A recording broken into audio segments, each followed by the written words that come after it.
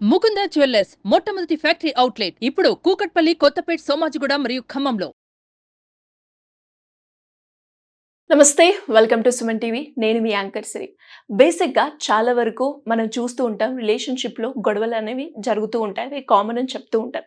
కానీ ఆ మూమెంట్లో మనం ఏ విధంగా సాల్వ్ చేయాలి అంటే సార్ట్ అవుట్లో కూడా రకరకాల మార్గాలు అయితే ఉంటాయి. వాటి గురించి ఇన్ డీటెయిల్డ్గా ఈరోజు మనకి రజిత గారు, healthy life coach, motivational speaker ఉన్నారు. అండ్ బేసిక్గా ఈ వీడియో ఇంతలా నేను చెప్పడానికి రీజన్ ఏంటి అంటే, రిలేషన్షిప్లో గొడవలు అనేవి చాలా కామన్. కానీ అవే కొంచెం పెద్దగా అయితే అవి మన రిలేషన్ని దెబ్బతీసే అవకాశాలు చాలా ఉంటాయి. మరి అలా కాకుండా ఉండాలి అంటే ఖచ్చితంగా మీరు కూడా ఈ టిప్స్ని ఫాలో అయితే మీ రిలేషన్షిప్ చాలా హ్యాపీగా ఉంటుంది. దానికి మీరేం చేయాలి, కంప్లీట్గా ఈ వీడియో చూడండి.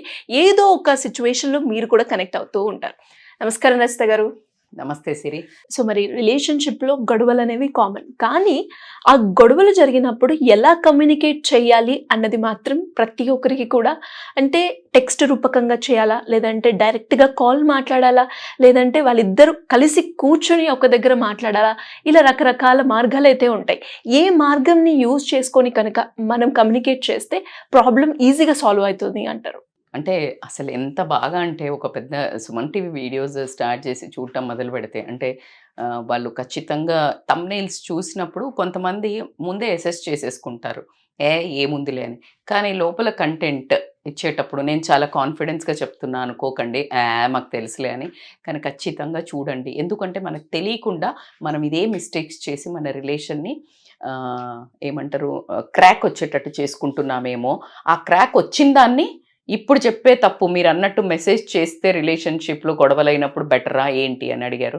సో నేను చెప్పబోయే సొల్యూషన్స్ మీకు అతుక్కుపోవడానికే. కానీ మీరు చేసే పని ఏదైతే ఒకవేళ మెసేజింగ్ ఎట్లా ఉంటే కనుక రిలేషన్స్ పూర్తిగా నాశనం అయిపోయి ఆ రిలేషన్ సర్వనాశనం అయిపోవడానికి మొదలైతే అవుతుంది.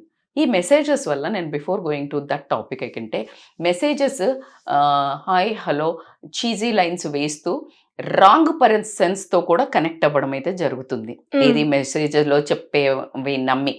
కానీ ఈరోజు మన పర్టికులర్ టాపిక్ గొడవలు అవుతున్నప్పుడు ఏదైనా డిఫరెన్స్ ఆఫ్ ఒపీనియన్స్ వచ్చి మనము ఒక బ్యాడ్ మూడ్లో, బ్యాడ్ రివర్షన్ మోడ్లో వెళ్ళిపోయిన తర్వాత ఇంట్లో ఉన్న వాళ్ళు అనుకోనియండి, అంటే వైఫ్ అండ్ హస్బెండ్ అని అనుకోనియండి, పిల్లలు మమ్మీ డాడీ అనుకోనియండి, లేదు అంటే బాయ్ ఫ్రెండ్ గర్ల్ ఫ్రెండ్ అనుకోనివ్వండి, ఎక్కడ కానీ బేసికల్గా ఏమవుతుందంటే, ఈ మెసేజెస్ అనేది somehow I'm not a messaging person అని పెడుతుంటే, ఎవరైనా చాలా మెసేజెస్ పెడుతూ ఉంటే నేను ఆల్వేస్ చెప్తుంటే I'm not a big messaging person.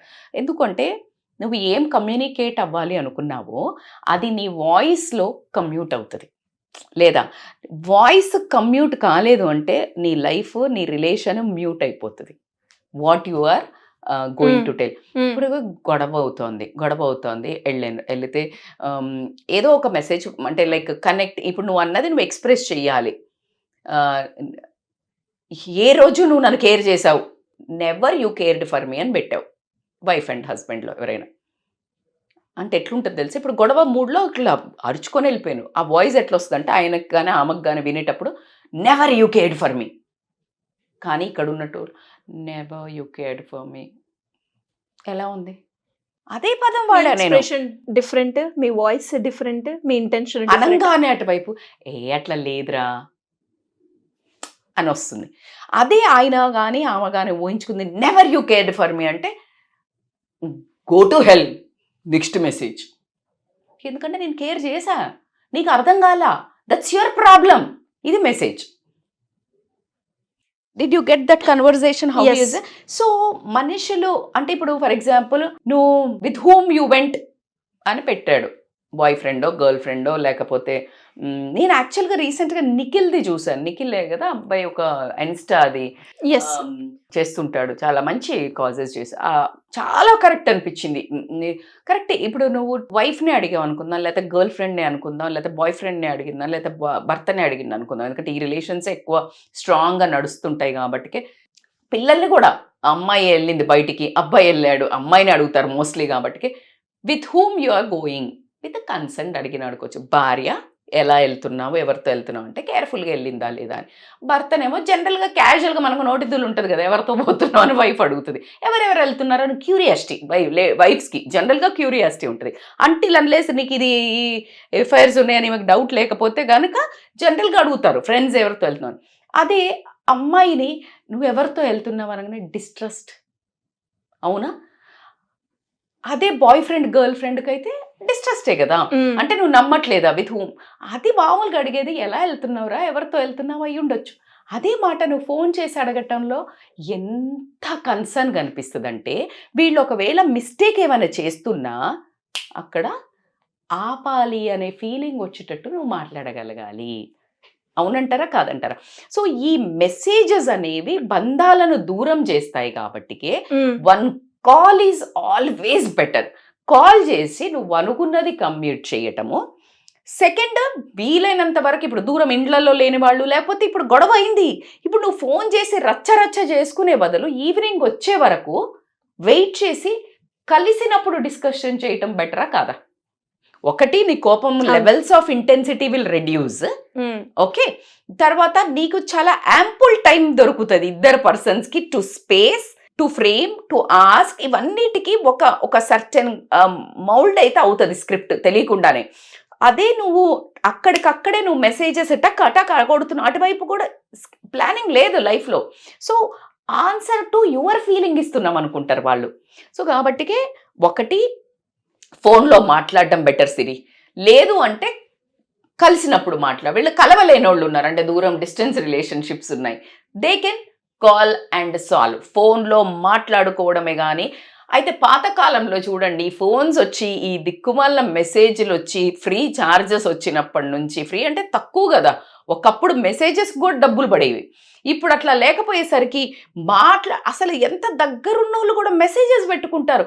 ఒకటే సెకండ్ ఆ మెసేజ్ కొంతమంది ఓపెన్ చేయక ఎంత అనర్థాలకి దారితీస్తాయి చెప్పండి. సో పాతకాలంలో ఈ ఫోన్లు మెసేజెస్ లేవు కదా, సో వచ్చాక కూర్చుని మాట్లాడుకునేవాళ్ళు.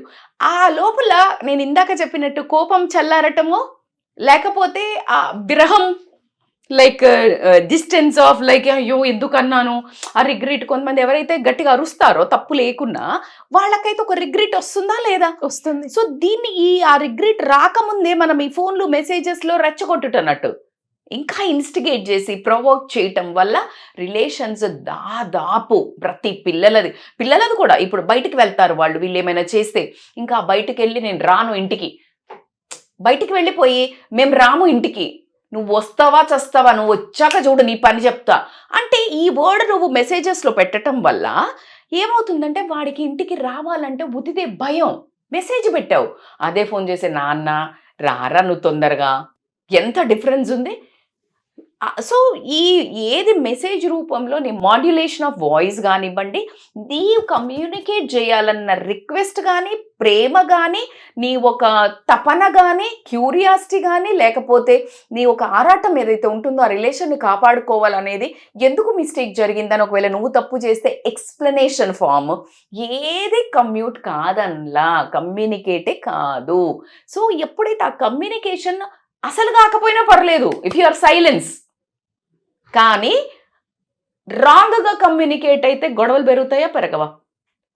ఏంటి నువ్వు ఆ మెసేజ్ ఆ స్క్రీన్ షాట్లు తీసి నువ్వు అప్పుడు ఇది పెట్టావు అవునా కాదా? So messages are in fact messages వల్ల చాలా ఇష్యూస్ కూడా ఈ రిలేషన్షిప్లో, ఈ love boy friend girl friend ఉండే వాళ్ళల్లో కూడా పిచ్చి మెసేజెస్ అట్లా పెట్టుకోవడం వల్ల కూడా వాటిని మ్యానిపులేట్ చేసి వాడి మనల్ని మళ్ళీ బ్లాక్మెయిల్ చేయడానికి కూడా వాడే అవకాశం ఉంది కొన్ని రిలేషన్స్లలో. సో కాబట్టికే వైఫ్ అండ్ హస్బెండ్కి అయితే డిస్టెన్స్ క్రియేట్ అవుతుంది. కాబట్టికే whatever you have to speak first call చేయండి. బట్ ఏ గొడవకైనా సమయం అనేది ఖచ్చితంగా గ్యాప్ తీసుకోవాల్సిందే. ఎందుకంటే సమయమే, సైలెన్సే, నీ స్మైలే చాలా సాల్వ్ చేస్తుంది. సో కాబట్టికి చాలా గొడవలు 60% కారణం లేనివే ఉంటాయి మన రిలేషన్లో. వేరే మూడ్ ఇన్ఫ్లుయెన్స్ అయ్యో, వేరే సిచ్యుయేషన్ ఇన్ఫ్లుయెన్స్ కాబట్టికే అక్కడ ఆ చేతులు దులిపేసుకుంటే మళ్ళీ కాల్ చేసినప్పుడు దీన్ని రిఫరెన్స్ తీసుకొని క్యాప్షన్ పెట్టి ట్యాగ్ లైన్తో స్టార్ట్ చేయకుండా అన్నం తిన్నారా, లేకపోతే బాగున్నావా అని అడిగితే ఓకే ఈ టాపిక్ ఇప్పుడు లేదా అని కూల్ డౌన్ అవుతారు అటు వాళ్ళు కూడా.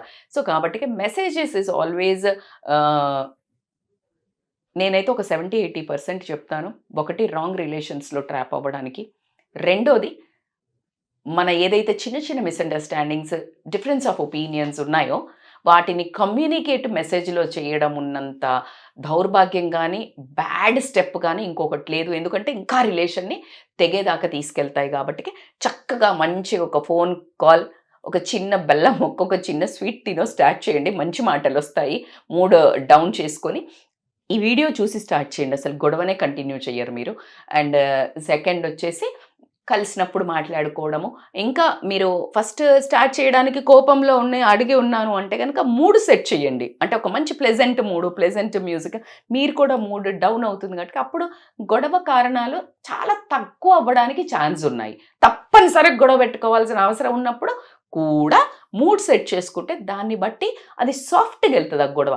అగ్రెసివ్‌గా వెళ్ళదు అని మాత్రం చెప్తాను నేను. సో ఎలా అయితే గొడవలు పెట్టుకున్నప్పుడు మెసేజ్‌లలో కంటే వాయిస్ తోటే ఎక్కువ పెరుగుతది. అంటే మాట అనుకోవడం వల్ల. సో కాబట్టికి నువ్వు మెసేజ్‌లో నీ భావం అర్థం కాదు. నీ భాష ఏదైతే నువ్వు చెప్పాలనుకున్నావో ఆ పదాలు సరిపోవు. నీకు ఇంగ్లీష్‌లోనో, తెలుగులో పదాలు షార్ట్ అవుతాయి. ఆ పదాలు సరిగ్గా లేకపోవడం వల్ల ఎంపతి అంటే ఆ మనిషికి క్రియేట్ కాదు. ఏ పరిస్థితిలో అలా అనవలసి వచ్చింది, ఎందుకు నేను ఇలా బిహేవ్ చేశాను, దానికి ఒక బ్యాక్ ఎండ్ స్టోరీ ఉంటుంది, ఒక బ్యాక్ సిచ్యుయేషన్ ఉంటుంది. ఆ సిచ్యుయేషన్ అన్ని నువ్వు చెయ్యాలంటే పెద్ద స్క్రిప్ట్ రాయాలి. అంత ఉండదు కాబట్టికి నువ్వు ఇదంతా లోపల నెమరేసుకొని బయటికి మాత్రం ఐ హేట్ యూ అని పెట్టావు. ఆ రీజన్ ఏంటి అనేది నీకు వ్యాలిడ్ ఉంటుంది. కానీ అటువైపు చూసినప్పుడు ఐ హేట్ యూ అంటే what the hell, so go to హెల్, లేకపోతే ఐ టు హేట్ యూ అని పెట్టాడు. అది నిన్ను ఇంకా అసలు నువ్వు అన్నది వేరే రకంగా ఇంకొక టాంట్ కదా. ఇంకా నువ్వు ఐ హేట్ యూ అన్నదంటే అంటే కదా క్లోజ్ చేస్తున్నావు డిస్కషన్. సో కాబట్టికి మెసేజ్లలో నీ ఒక బాధకి, నీ ఒక భావానికి అసలు ఆ పదాలు సరిపోవు. సో కాబట్టికి ఆ తంత్రం ఏదైతే యంత్రం అది ఉందో మన ఫోను, ఒక యాంత్రికంగా రిలేషన్స్ కావు మనవి. మనం రోబోస్ కాదు, మెకానికల్ కాదు. నువ్వు దాని త్రూగా నీ మెసేజ్‌ను పంపించడానికి నీ భావాలను చేర్చలేదు. పాజిటివ్ భావాలను బ్రహ్మాండంగా చేరుస్తుంది. కానీ నా ఒక రిక్వెస్ట్ ఏంటంటే ఖచ్చితంగా వీలైనంత వరకు మీ పాజిటివ్ హ్యాపీనెస్ కానివ్వండి, అంటిల్ అన్లెస్ ఏదైనా మంచిగా ఉంటే తప్పించి తప్పనిసరిగా ఏదైనా ప్రొఫెషనలిజం ఉండి అవి మెసేజెస్ రూపం ఓకే, బికాజ్ అక్కడ కట్ చేయాలి అని అనుకున్నప్పుడే. కానీ లేకపోతే ఒక్క నిమిషం తల్లిదండ్రులకు కూడా హాయ్ హౌ ఆర్ యూ ఇట్లా పెట్టి తిన్నావా అనే కంటే ఒకటే నిమిషం ఫోన్ చేసి తిన్నవారా ఎలా ఉంది. So this all important is compulsory మెసేజ్కి మాట్లాడుకున్న దానికి, కలిసి మాట్లాడుకున్న దానికి ఉన్న వాల్యూ మెసేజ్కి 0% కూడా ఉండదు అని మాత్రం ఖచ్చితంగా నేను అంటే లైక్ స్ట్రాంగ్గా మాత్రం చెప్పగలుగుతాను, బిలీవ్ కూడా చేస్తాను. సో మేడం, ఇలా ఎవరికైనా కూడా రిలేషన్షిప్ పరంగా ఎలాంటి ఇష్యూస్ ఉన్నా, ఫ్యామిలీ పరంగా కూడా ఇష్యూస్ ఉంటే వాళ్ళు మీ గైడెన్స్ కావాలి అనుకుంటే ఏ విధంగా మిమ్మల్ని అప్రోచ్ అయ్యే ఛాన్స్ ఉందంటారు? తప్పకుండా. నాకు తెలిసి ఈ కైండ్ ఆఫ్ మిస్టేక్స్ చాలా మంది మేము చేస్తుంటాం. బికాస్ ఆఫ్ దట్ మిస్అండర్స్టాండింగ్స్ ఇంకా ఎక్కువ అయిపోయి ఉంటాయి. అది కొంచెం మనమే కరెక్ట్ చేసుకోలేనంత వరకు వెళ్ళి ఉంటాయి. మనమే ఇంకా వెళ్ళి మనిషిని ఆపి చెప్పలేము. కొన్నిసార్లు ఈగోలు అడ్డొస్తాయి, లేకపోతే ఏదో అడ్డొస్తుంది. So always counselling helps. ఎందుకంటే వీళ్ళ మనసులో ఉన్నది మనకి పూర్తిగా చెప్పగలుగుతారు, వీళ్ళ మనసులో ఉన్నది పూర్తిగా చెప్పగలుగుతారు. కాబట్టి ఎవరిది ఏంటి అని మనము మనసులో పెట్టుకొని దాన్ని ఎవరికి ఏమేమి ఎక్స్చేంజ్ చేయాలో చేయడానికి ఒక థర్డ్ పర్సన్, ఒకప్పుడు మనకి ఉమ్మడి కుటుంబాలు ఉండేవి, ఇప్పుడు లేకపోవడం వల్ల వేరే వాళ్ళు పెద్దవాళ్ళు ఏ కుటుంబంలో కూడా మనకు అంత టైం ఇచ్చి మన జీవితంలో ఉన్న సమస్యలను విని కానీ కరెక్ట్ చేయడం కానీ చేద్దామన్న వినే అవసరం వీళ్ళకి కూడా లేదు. కాబట్టి ఖచ్చితంగా ఈ లైఫ్ కోచెస్ కానీ కౌన్సిలర్స్ కానీ ఇంత పుట్టలుగా పెరగడానికి రీజన్ అదే. కాబట్టి they can call us and scrolling number. ఖచ్చితంగా వాళ్ళ ఒక రిలేషన్ కుదుట పడేటట్టు, హ్యాపీగా పీస్ఫుల్గా ముందుకు వెళ్ళేటట్టు ఖచ్చితంగా మన ప్రయత్నం ఉంటుంది. Thank you madam, thank you so much. Thank you so much.